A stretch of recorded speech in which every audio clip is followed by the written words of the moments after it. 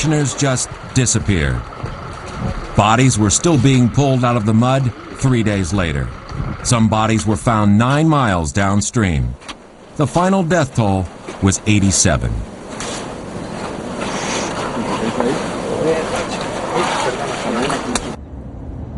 But not all floods are so violent or so deadly. There is the other type, the big, slow floods that build up over a long time.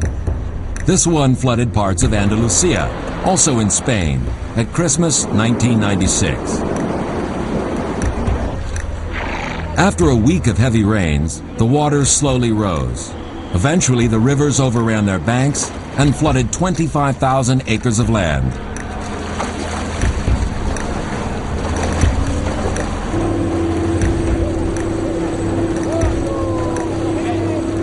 Since these big floods are slower than flash floods, they're more predictable and safer. Nevertheless, in this flood, 4 people died. They can also cause huge economic damage.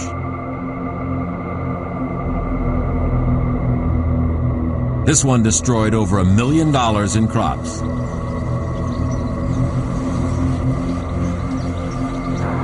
Just 2 weeks after the floods in Spain, this one overran parts of Northern California.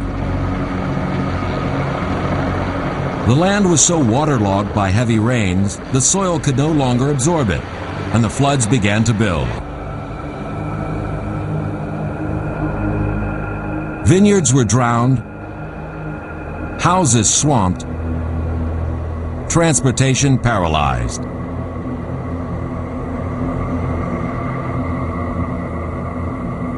The damage across California was estimated at $2 billion, and this flood was brief. Not all of them are. In China, big floods are common, but their scale can be staggering. In this one in Jiangsu province, 2 million people had to be evacuated. Over 500,000 civilians joined 9.5 million peasant farmers in the rescue work.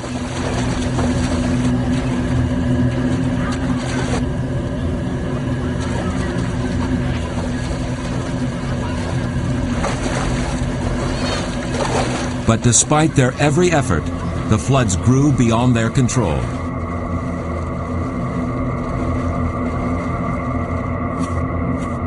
Finally, the army used explosives to create huge drainage paths.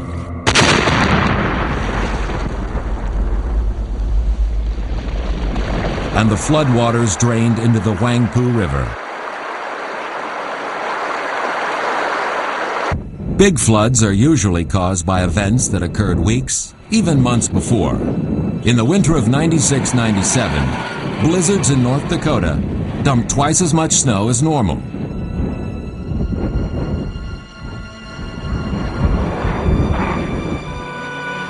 Two months later, in April, there was a sudden thaw. The Red River overflowed, and the cities along its bank were flooded. In Grand Forks, the flood produced one extraordinary effect: fire, caused by shorts in electrical circuits.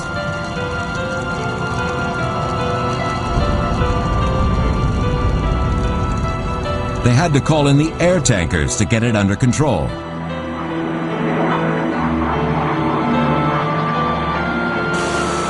There are other, rarer kinds of floods that follow in the wake of typhoons, cyclones, and hurricanes that can be killers. These were caused by rain from a typhoon in Japan in early July 1995. Big storms can dump immense quantities of rain. In 1911, one storm in the Philippines produced 46 inches.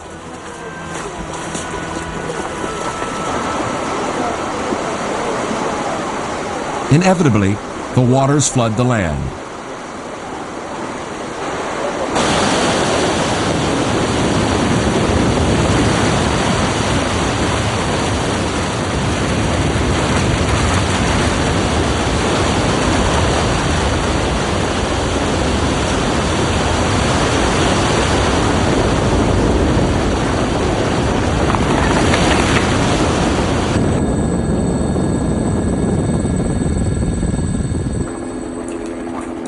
Yet some floods defy categorization.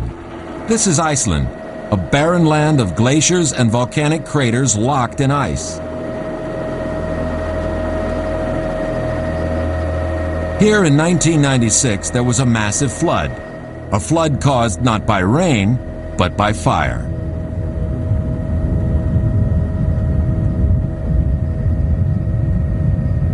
On September 30th, the Laki volcano, buried under almost half a mile of ice at the center of the glacier, erupted. Far below the surface, it melted the ice. An immense lake formed under the glacier.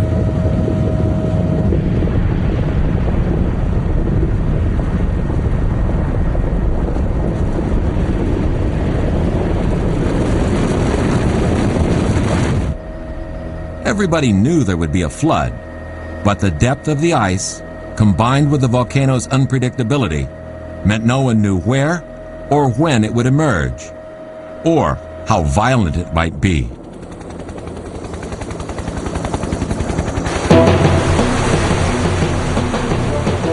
Eventually, 7 days later, it found its way through 30 miles of underground tunnels to the glacier's edge. When it came, its power was overwhelming. It ripped out from under the ice sheet with tremendous force.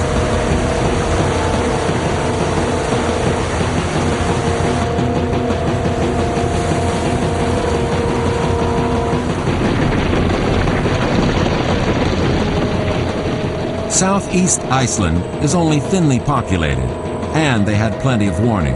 So fortunately, nobody was hurt. But the flood left scars on the land and wrecked every man-made structure it encountered.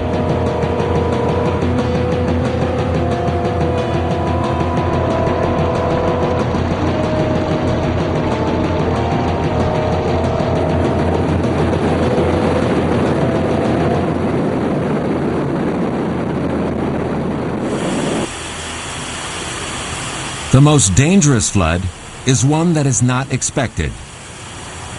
One of the worst happened in Italy on the morning of Wednesday, the 19th of June, 1996. It started to rain heavily on the mountains north of Pisa. Everywhere, water was flowing down the sides of the valley, rushing to the river below.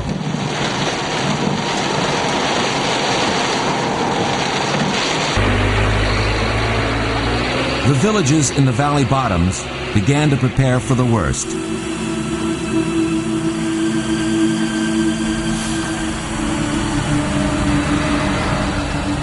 As the rain continued, the hillsides began to give way. There were rock and earth slides. The roads started to break up.